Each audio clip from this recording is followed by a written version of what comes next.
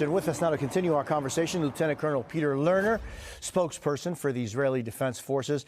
Lieutenant Colonel, I thank you for being with us this morning. So I just want to focus on the situation over the weekend. The hostages were shirtless to show they were not wearing an explosive device. They were apparently screaming in Hebrew, holding a white flag, yet they were mistakenly shot and killed by IDF soldiers. How, Lieutenant Colonel, could this happen? Jose, thank you and good morning. This is a tragedy of the battlefield, of the fog of war, of the reality of forces that have been constantly engaged with terrorists that have no regard for any sorts of norms or conduct. And this is, as I said, a tragedy that we have obviously come forward and announced to the Israeli public and to the families of the fallen, of Yotam, of Samer, and then of Alon. And indeed, this is something that we need to learn our lessons in order to make sure that the forces on the ground have the tools in order to prevent this from happening again. Yesterday, the IDF Chief of Staff, Lieutenant General Herzi Halevi, he was in the field. He met with soldiers. He explained quite clearly that people holding a white flag means you have to think for 2 minutes, think for a second, take in what you're seeing and act, because we do not shoot people with white flags. We do not shoot people, even if they are people from Gaza, even if they are Hamas terrorists that have laid down their weapons and surrender, we do not shoot them. So I think there's a lot to learn from this tragedy, and we are doing that. But it is a result of Hamas's cynical abuse of the civilian arena. Just to give you an understanding, what we're finding on the ground is a reality where Hamas have set up combat complexes, which are civilian homes that are interconnected with tunnels, where in each home there is a setup of AK-47s, RPGs, explosive devices, and they can go from house to house without even carrying a weapon, because they go into one of these complexes, they use the weapons there, and then they drop off or jump over or go through a tunnel to the next house and continue their fighting from there. So it is a very unpredictable battlefield, as the nature of urban warfare and the weaponization of Hamas of said urban areas has developed, and as we've seen quite extensively over the last eight and a half weeks. Look, the war is a horrendous situation day in and day out, and the fog of war is very real.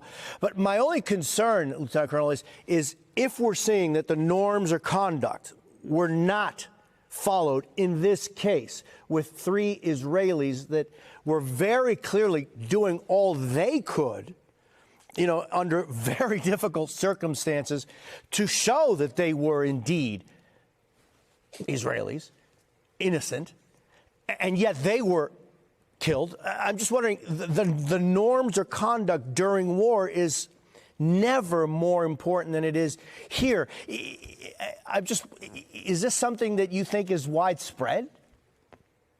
So I would be very cautious in judging from the comfort of my sofa the actions of soldiers that have just endured extensive battle. Indeed, we need to uphold the laws of armed conflict. We need to set a standard, and we need to send a very, very clear message. And that is exactly what the IDF Chief of Staff did yesterday. I don't believe that this is widespread.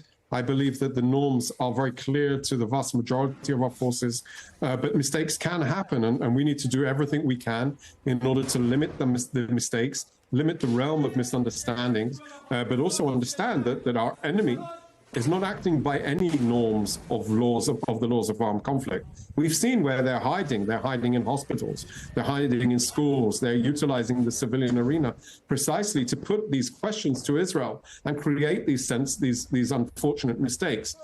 We have to make sure that the civilians are kept out of harm's way. That is what we've been trying to do. That is what we continue to do. The U.S. official tells NBC News that CIA Director William Burns has been meeting with Israeli and Qatari officials to try and restart the hostage talks, as well as humanitarian pauses to get more aid in. Is the IDF ready, preparing for anything like another humanitarian pause? So what I can say, what we've done in the last few days, we've opened the Kerem Shalom crossing, and today, for the second day in a row, we've had direct access from Israel under the instruction of our government into Gaza of humanitarian supplies for the international humanitarian organizations operating on the ground. We've had some 80,000 tons of supplies come into Gaza with more than 4,600 truckloads. This is continuing, it's broadening its scope.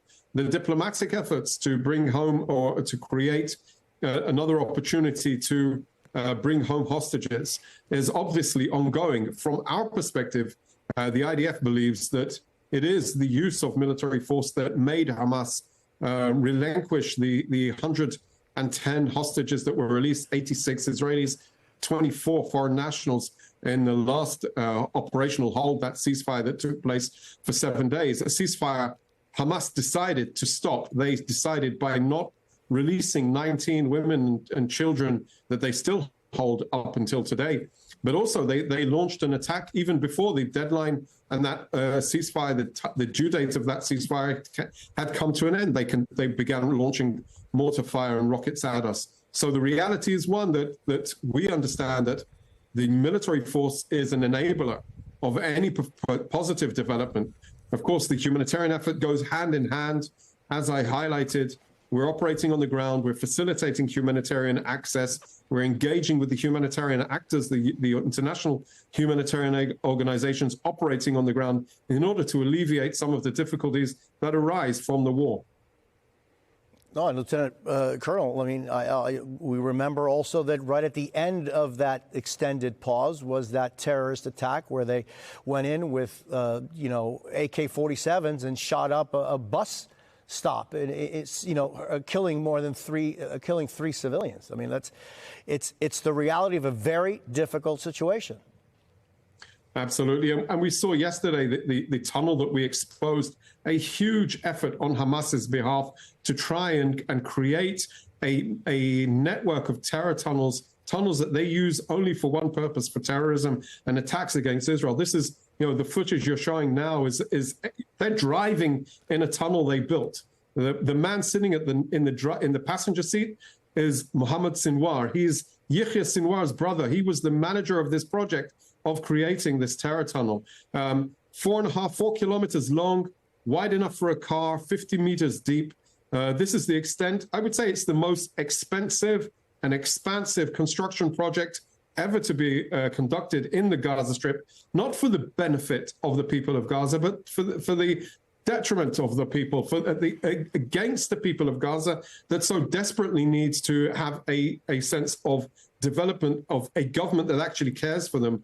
Hamas don't care about the people of Gaza. We have to get rid of Hamas. That is, I think, listening to Secretary of Defense Austin, underlying message there. Hamas has to go. That needs to be the strategic outcome of this war. We have to make sure it happens together. Lieutenant Colonel Peter Lerner, I thank you very much for being with us. Really appreciate your time. Good day, Jose. Thank you.